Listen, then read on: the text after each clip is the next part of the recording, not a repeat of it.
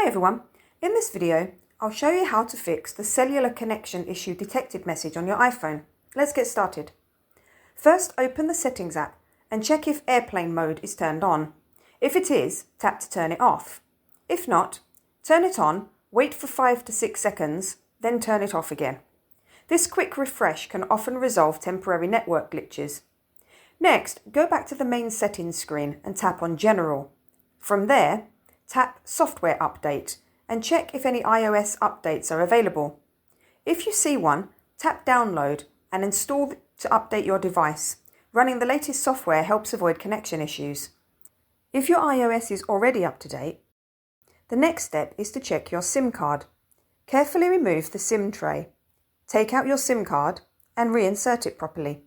Sometimes a loose or misaligned SIM can trigger connectivity problems. Still having issues? There's one more thing you can try. Go back to Settings, tap on General, then scroll all the way down and select Transfer or Reset iPhone. Tap Reset, then choose Reset All Settings.